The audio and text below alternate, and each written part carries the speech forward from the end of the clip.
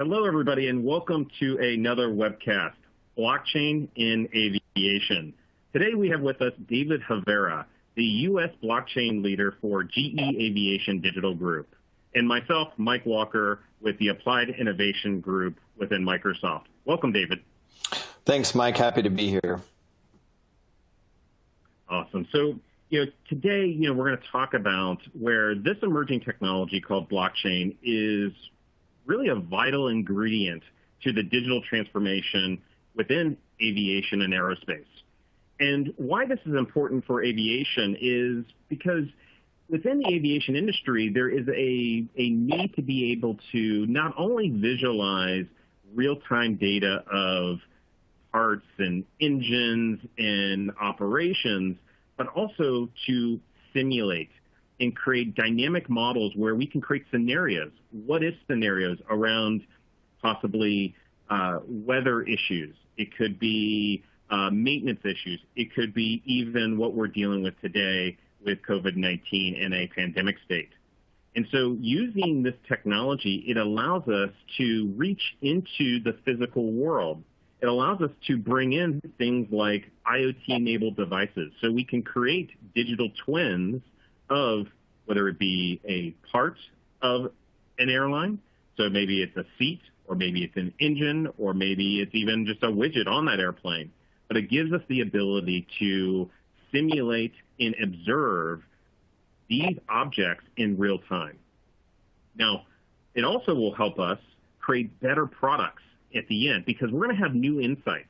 We're not going to have, with blockchain, we can have this master data around a product where we can generate visualizations. Instead of having to build the physical part itself, we can be in a augmented reality type of session or a virtual reality session, not unlike what we see in other industries like automotive, where we see a virtual holodeck environment all within virtual reality for some of the major car manufacturers. And with other customers of ours where they're using augmented reality to be able to, within the same design space, be able to hot swap different types of parts, but also run simulations. What happens when we turn the on button of a jet engine? What happens to that engine? What happens if we add a certain level of stress? The blockchain provides us the ability to have rich master data to be able to do this and provide that connection point into the real world. Now, this is important because there are some real challenges in the aviation space today. If we look at from the analyst community, what we find is that, fraudulent and counterfeit, whether it be parts or even software, is running rampant. And so what we see is, from a global impact perspective, $4.2 trillion of impact by 2022. That's just a couple of years away. So there's a significant amount of impact. But also, given the lack of manageability around data, because there's just so much of it in so many different places across many different partners, we see that data quality also causes a significant financial impact in this particular industry, upwards of almost $75 billion. Now, the promise of blockchain is that it can help increase the revenue within aviation by up to 4%. Now, you might not think 4% is all that much, but it actually equals around $40 billion in USD. And so it has a material impact. And we're going to go through with all of you, how do we realize that $40 billion? What are the things that we need to be able to realize? And specifically, how is blockchain different than some of the other things that we've been using in the past? And so let's go back to basics. So with blockchain, it's all about establishing a shared source of truth. It's all about having a data layer that is shared across many companies, not just one company, but to facilitate a ecosystem-based approach. And so how we treat data, it's different than how we treat data in a database. It's stored on what we call a ledger, where every single transaction is recorded. And there's a variety of different technical techniques that we'll use here to validate that that data is correct. And we'll go through that in much more detail later. But the foundational concept here is that it's a write once, read many times ledger, meaning that once you write a transaction, you can't modify that transaction.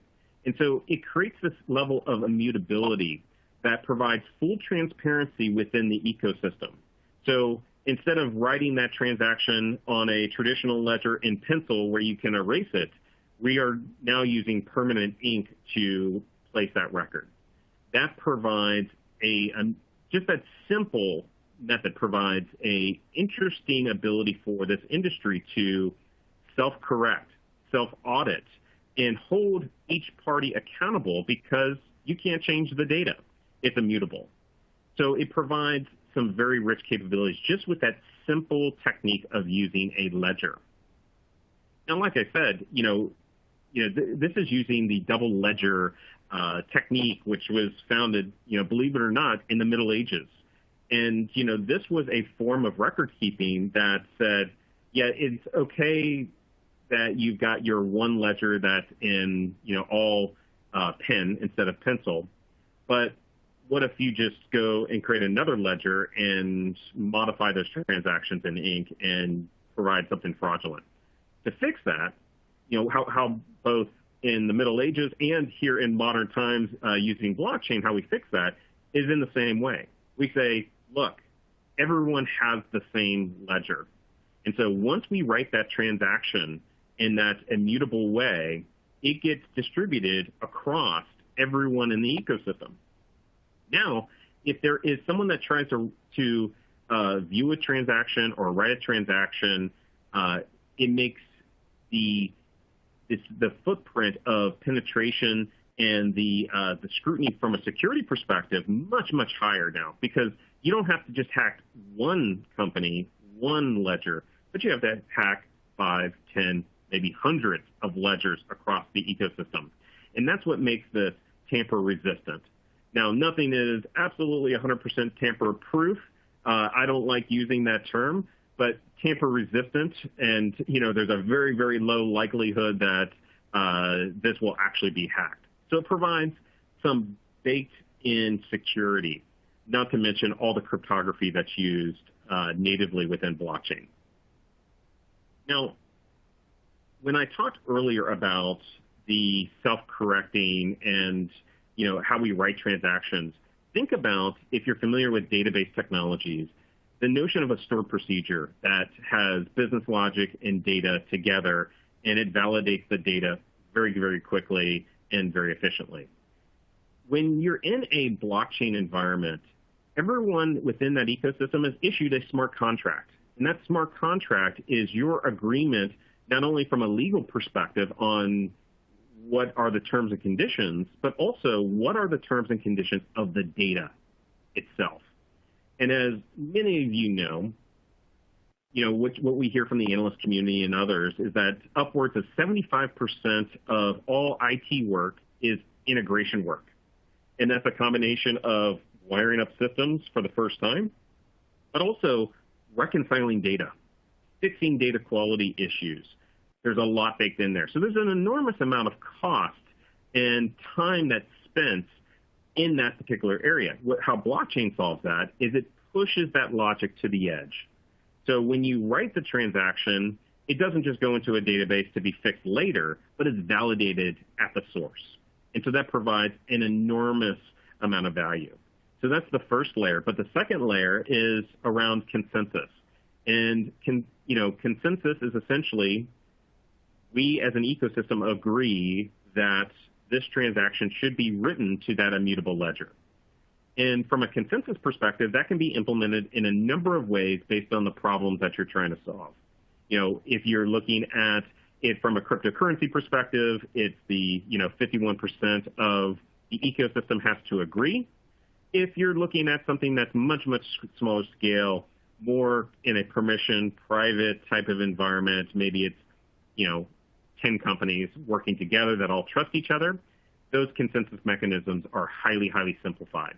And so you'll have to figure out what is the fit-for-purpose validation rules, both at the edge in your smart contracts and at the source when we talk about writing these transactions to the ledger.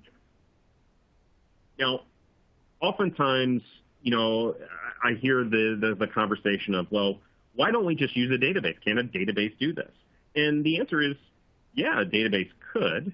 But I'd like to take a small step back and kind of use another kind of way of thinking about this.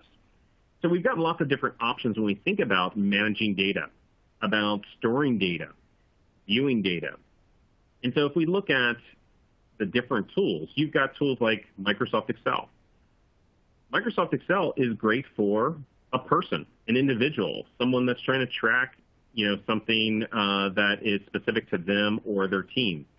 Now, you could use that as a database. You could. You could also use it in an ecosystem, and that most certainly happens as well. But the capabilities start to break down. It wasn't really built for that. Likewise with a database was built for individual companies.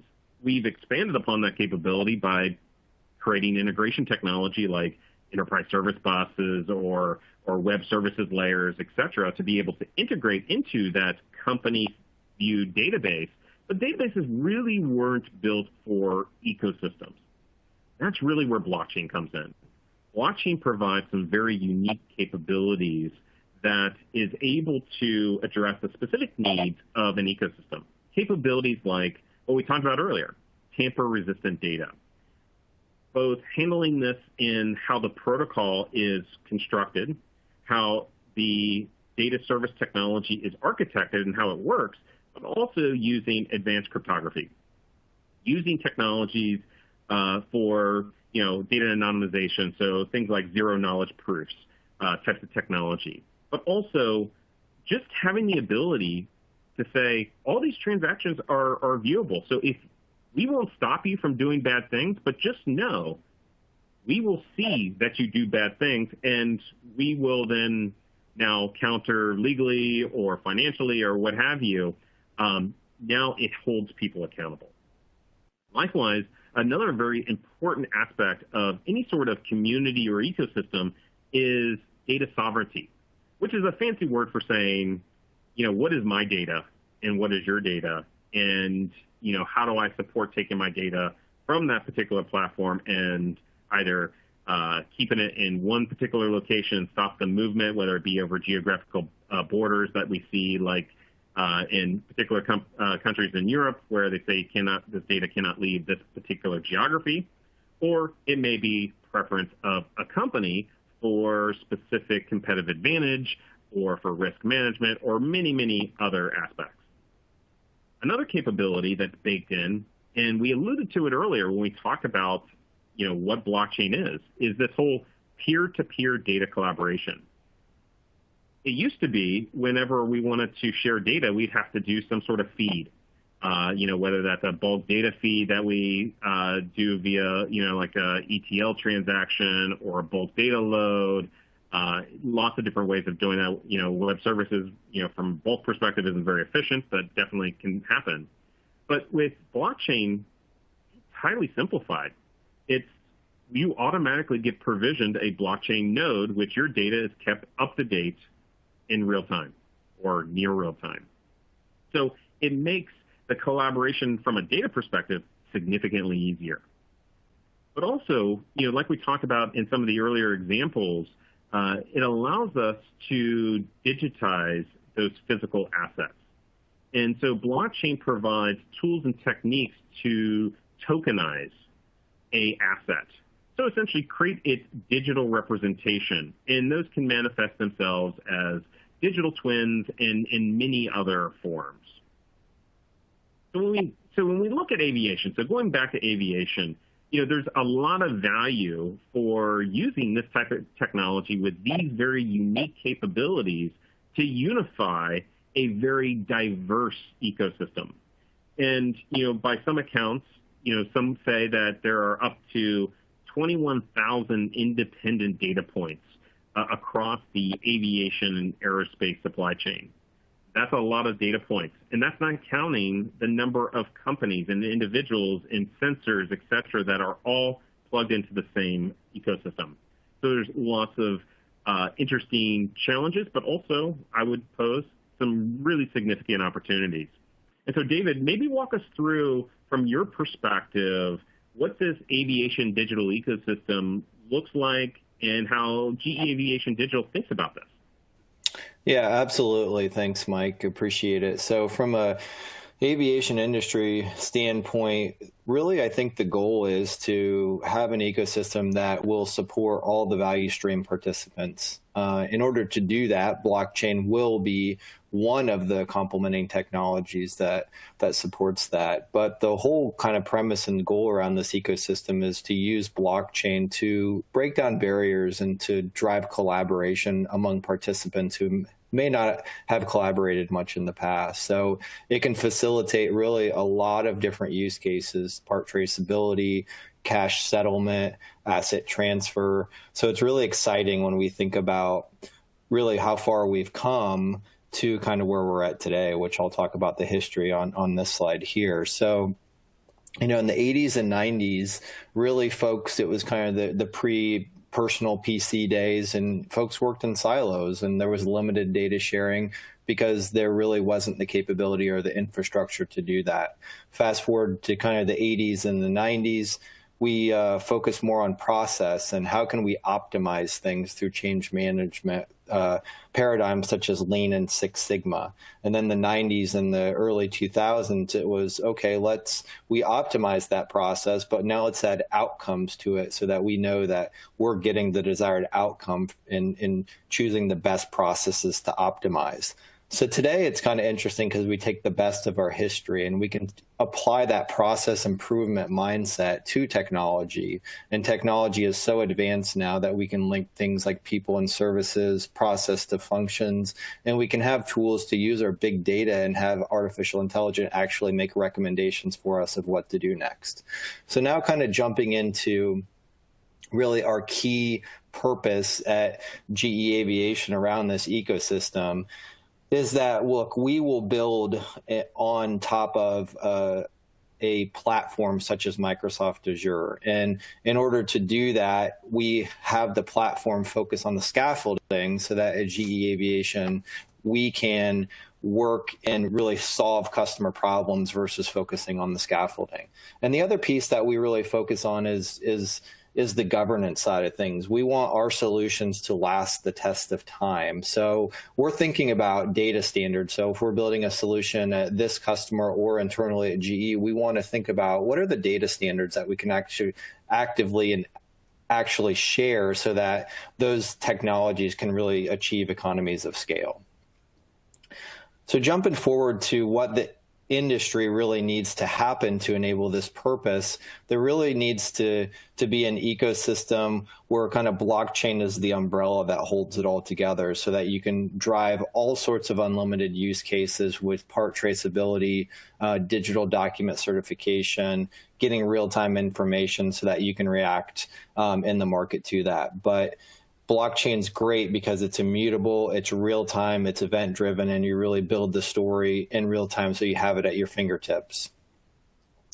Moving forward, what this would look like, going back to one of our principles in our purpose statement is around, we believe in building this on top of a platform. And by partnering with Microsoft Azure, they provide the foundation kind of in the first two rows, where they have all of these great capability around being able to warehouse our data securely on the cloud, being able to apply machine learning and bolt on IoT to that. And then what we can do from an Aviation Digital Group perspective is customize all of that around the needs for our customers, which are largely around part traceability, settling cash, giving our workers in the shop the ability to digitally do their jobs and enter inputs, and then being able to get away from pallets of paper when we're transferring an airplane to actually doing it in a digital document certified manner. So what does this kind of look like? Just a quick example of a use case we've spent a lot of time perfecting over the years. In aviation and in the aftermarket, when a part is used, it is required to have a full history and lineage of that part, of where it's been around the world, how many miles or cycles it's flown. Also, having a non-incident statement to prove that it wasn't an accident, and then an 8130 document, which is saying that it's airworthy. if any of these documents are missing, any maintenance records or anything else, then that part will become unairworthy, and it will basically be taken out of the field. And this is kind of an industry problem because of the bare bones, the backbones of how this is built is based on paper. So the paper is having to follow the parts, and there is definitely breakdowns in that process. So there are, warehouses around the world that just have all these orphan parts that are just awaiting paperwork. So blockchain, what it allows us to do is going forward to really integrate all those documents in a digital manner, store them securely, give one shared ledger where the repair folks can repair the part, record their input, where the part can be shipped, and it can be recorded as an input, where the FAA can go back and audit that. So blockchain has really changed the game as far as from an MRO standpoint. And then this is what it would look like. And this is where we're seeing there's a lot of need around blockchain and its mobile app capability. We don't just want this to be a web app that folks in the office work off of. We want this out on the floor with our workers. So an airline, for example, when they're managing their fleet, they need to book a shop visit based on a certain amount of miles or cycles that have flown on that engine. They can really do it quickly on a mobile app, send that request into an MRO shop and get their slot booked. Then out on the shop floor, when the MRO shop technician goes in and checks the part list on that engine, they can go and they can quickly action and say, hey, I scrapped this part. Hey, I sent this to repair. And they can also pull up the history. So one of the great uses that we're seeing around blockchain is just enabling it on the front line and really speeding up and digitizing those analog touch points.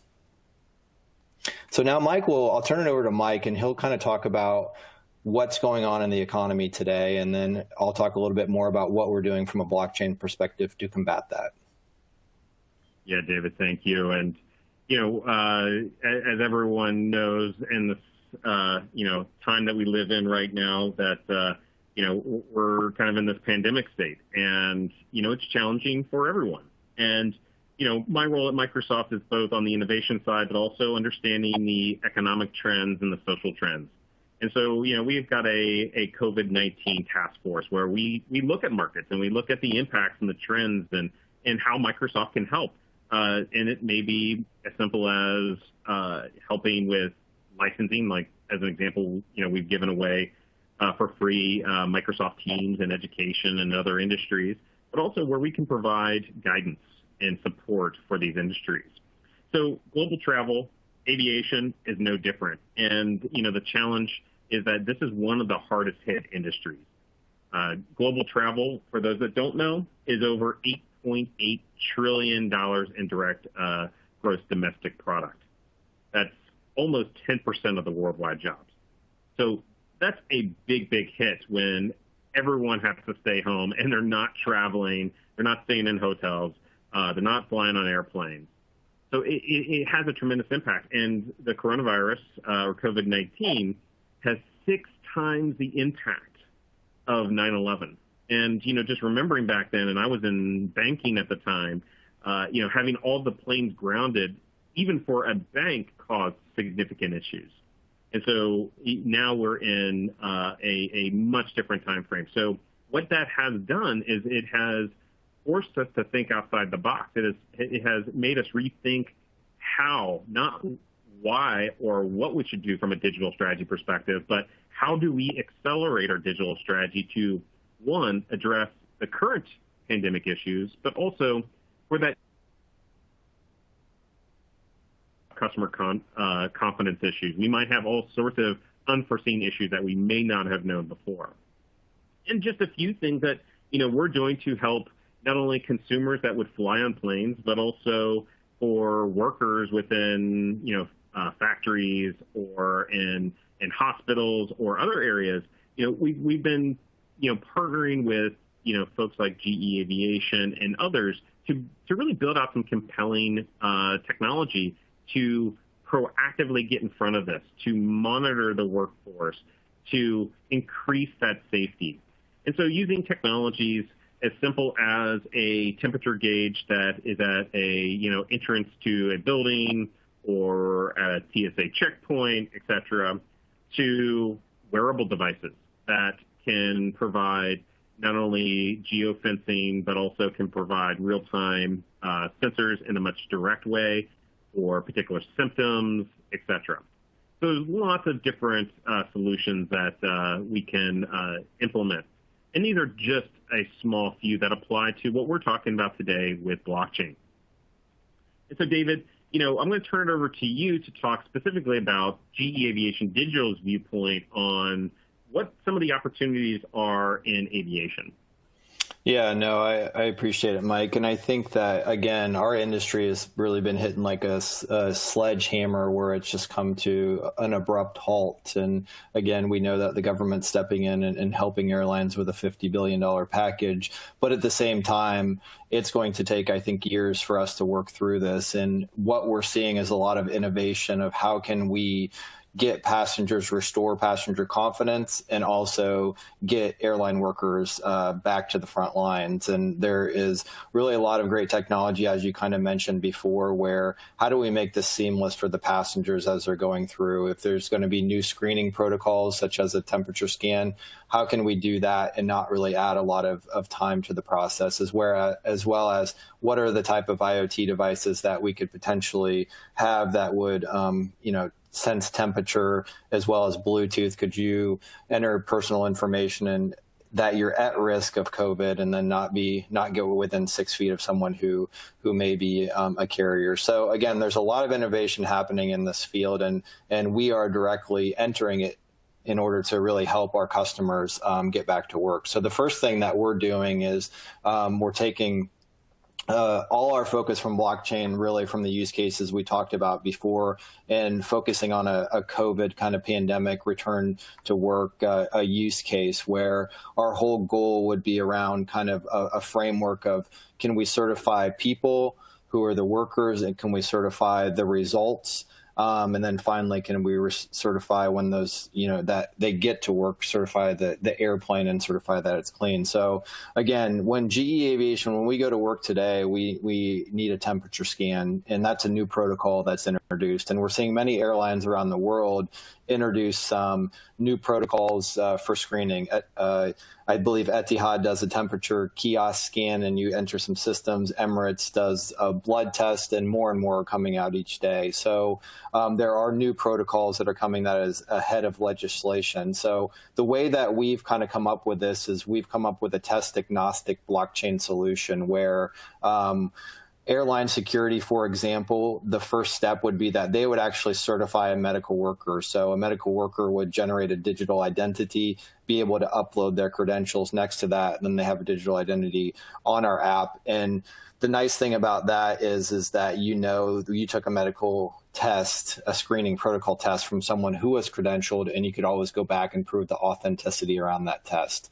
Now, getting the airline workers back to work, the next thing that you would do around that is they would need to get checked at the time that they're trying to get into the gate to go to the airline or to their office. So airline workers would have their personal information on them, like a employer badge, ID, and then they would be subject to a medical test. So the medical test is implemented by the certified medical worker, and once that test is done, the medical worker would notarize that. A QR code would be embedded into it, and then you would have that traceability. So now all of a sudden you've cleared your workers to go back to work, and you can start to restore confidence with your customers and your passengers. The next thing is you'd want to do from an airline perspective is certify all the vendors who are going to be on the plane, cleaning vendors, cooking vendors, mechanics, and the same kind of thing exists there. Airline security could screen them, could add the medical test clearing protocol, and then prove that and keep that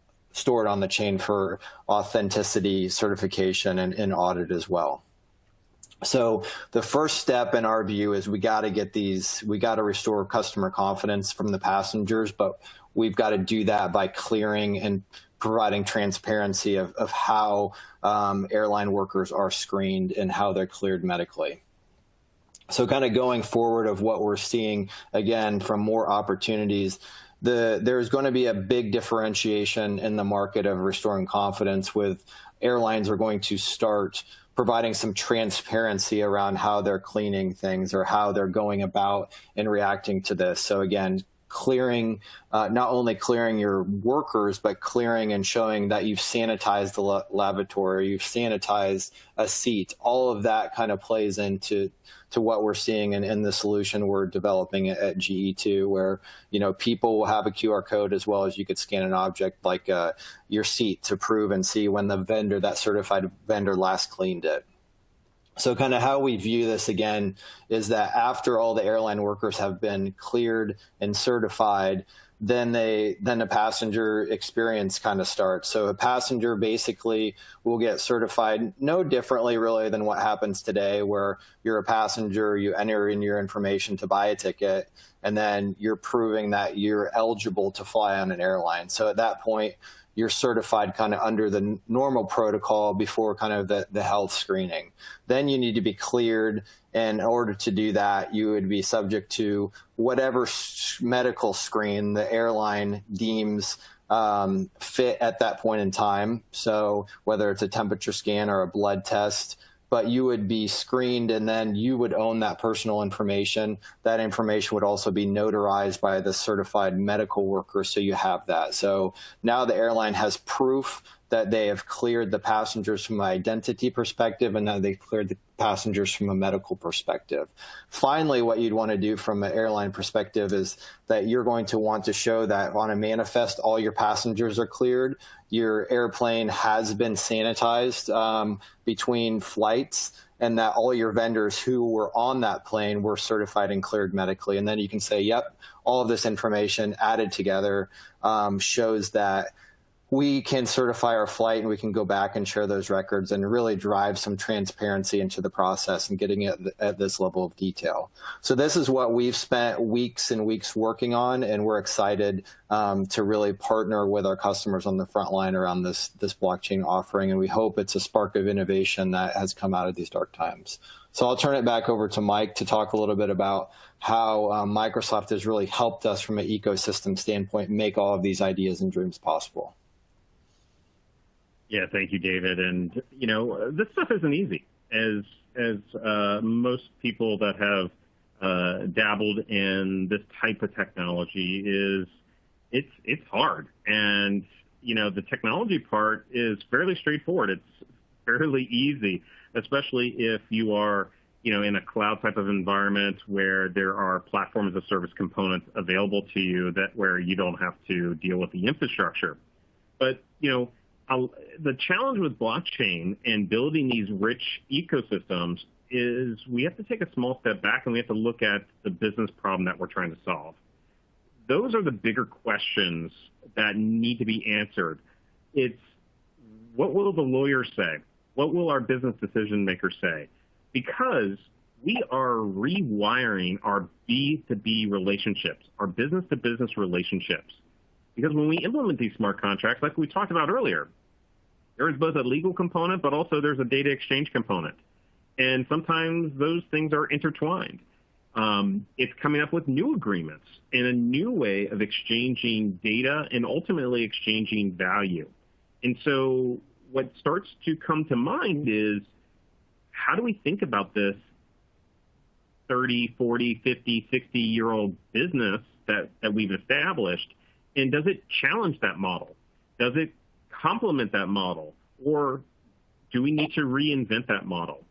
And so from a Microsoft perspective, what we've thought long and hard about is, how do we help customers think about this? How do we help break down the complexities of this challenge in more consumable and more straightforward ways, so that we don't get into this analysis paralysis stage, but we are moving forward in a very agile and nimble type of way.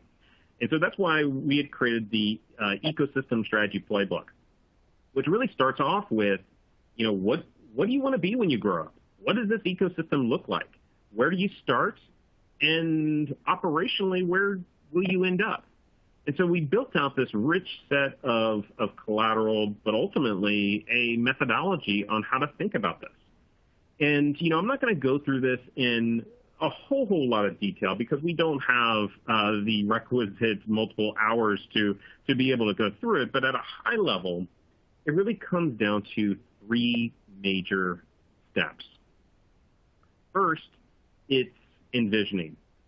And, if we were talking maybe 5 or 10 years ago, we'd say we'd go straight to business requirements, getting a bunch of analysts together, and let's just go figure this thing out.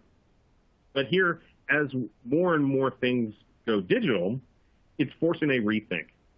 So the very first stage here is to, one, understand what is going on in the market, both from a economic perspective, from a business perspective, from a political perspective, but also from a technology perspective.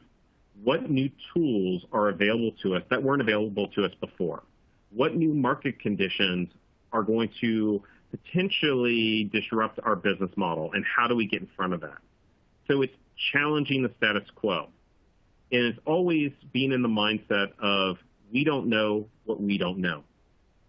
Now, through this is we want to make sure that as we're envisioning that we are going towards things that are realistic, that are implementable, that make sense. And for most decision makers, myself included, I need to have something tangible that I can touch and feel. Even if that's virtually, I need to be able to see what this looks like. So, another part of this envisioning stage is really the continuous development of prototypes to prove out or disprove a theory. And oftentimes it's more important to figure out what doesn't work so we can start to whittle down to what is going to work. Another component of this, as we're building these prototypes, is ideation. And, bringing together a diverse set of players within your company and outside of your company together to envision the state of possible. And it's important when we think about this, it's unconstrained ideation. Thinking about this more from a design thinking perspective, thinking about what is the experience we want to create for our customer. And a customer could be the absolute end customer that's buying a product or service. It could be the people that are maintaining that product and service. It could be people in the back office. We think of everyone as a customer of this technology. So taking that step back and having a level head and bringing together all these different points of view provides us with a rich set of data that we can bring into the second major stage, which is validating and possibly rewriting our strategy on how we use these types of technologies. And, that ideation and understanding the market trends is a prerequisite for us to validate that, yes, we're on the right track with our strategy. Or if we're going to create a new ecosystem, to prove out what is the business case here. How should we think about forming this from a legal perspective? Should this be a nonprofit? Should this be on our paper? Should this be, a cooperative or a joint venture? There's no right or wrong answer here. It's based on what sort of outcomes do you want to achieve. So in the strategy stage, it's to, one, rationalize what the current strategy is, if it hasn't already been rationalized. And, the unfortunate sad reality is, if you believe folks, like Gartner, they'll say that only 7% of companies worldwide actually have their strategy written down. So oftentimes this is a vital step that we go through, is to rationalize what we think the strategy is and what we're doing and where we should be going. Second, to model what we think that the ecosystem looks like. And so very similar as we would do for any other business function where we might create a business model canvas, we want to do the same thing for our ecosystem. Who are the participants? Who are the players that are going to be creating value? Who's going to be consuming value? What is their relationships? What are any sort of restrictions around this? Who's going to operate this ecosystem? Another part of this, which is really, really important, is we want to be able to do some risk modeling. We want to be able to assess and scenario plan within this ecosystem what could go wrong. where could there be an issue? And what we've seen plague these more modern ecosystems has been things around data privacy, security, intellectual property rights. Those have all been challenges that weren't thought of initially, and as a result, there was downstream issues. And that's something we want to stay in front of. But lastly, we want to create a design, a blueprint for this strategy where we do have the operating model and the associated governance around the ecosystem itself. So it's one thing to build the strategy and the purpose and the business models, et cetera, but we also need to understand what are the guidelines, what are the rails that we have to stay on for this to function appropriately, not only from a legal and regulatory perspective, but also for the intent and the principles behind this ecosystem. Very similar to what you heard earlier from David mention around the GE Aviation digital philosophy around how these aviation ecosystems should run. And the third major stage is really about getting into the deep architecture for your ecosystem. And so this is making some of the hard choices around what sort of ledger technology should we pick. And there are, based on those technologies that you pick, there are business and technical ramifications based on the path that you go down. The level of permissionedness of a blockchain, whether it's fully permissioned, whether it's partially permissioned, whether it's permissionless. There are many, many different options here on how we could architect this that will have downstream impacts. But also, when we think about this, and I'm going to transition here to the next slide because this really fits in to an example timeline and roadmap, is that you're not going to get to your desired state overnight. These things are usually a journey, especially when you're talking about bringing together many, many different organizations. It requires a village. And so being pragmatic about how we build these is really, really important. And so, we look at building these out, that there's really four major stages. There's the envisioning stage that we talked about, where this is where in a low impact perspective to your organization, that you can either have it just your company or maybe one or two other companies, where you start to kick the tires and ideate around what makes sense and what doesn't make sense. Out of that, you're going to have some prototypes. You're going to have a minimum viable product. And that's when we go into more of the strategy and formation period. And this is where we get more serious. So the first stage is, hey, blockchain's kind of cool. We may be able to do some interesting things. Let's test out the legitimacy of this technology. Let's test out that this is really going to be viable for our business. As we go into that strategy and formation, now we know that the technology is legitimate and it's going to add value to our business. Now it's about establishing agreements with like-minded companies that would be the initial founders of this ecosystem. And, there's definitely some different types of procedural things you'll do from a engagement in a legal perspective. There'll be, as an example, you might enter into a MOU agreement with a set of participants because you want to make sure that your IP is your IP, and if this doesn't work out in the strategy and formation period, you can walk away. And no harm, no foul. So during this period is where we start to form what is the initial to-be state of this ecosystem. So first stage, envision, hey, will this work? Second is, okay, well, what does this actually look like? And then the third stage is in that architect and incubate. This is where we do more of the controlled rollouts. This is the early adopter period. And again, now there's kind of this hard line between strategy and formation and architect and incubate that is, we're now serious about this. We have the to-be architecture that is built. We've got the base platform, and we roll people onto this platform. As you move forward in these stages, as you go to the fourth stage, the platform gets further and further locked down. And so your ability to customize and tweak is much greater at the beginning towards the end. And that's the type of flexibility that we want to build into all of this. That's just an example. So if you liked what we talked about, and this is of interest to you, especially in the aviation world, definitely reach out to David Havera. Like I said earlier, he is the U.S. blockchain lead for GE Aviation Digital Group. The best way to reach out to David is via his LinkedIn page. Likewise with myself, if you've got questions for me around overall approach to building out a comprehensive ecosystem strategy with blockchain and many other technologies, would love to hear from you, and you can find me at www.mikejwalk.com.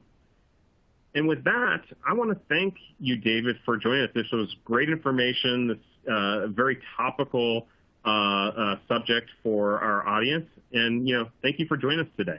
Yeah, no problem. Thanks, Mike. All right, everyone. Thank you very much, and have a great day.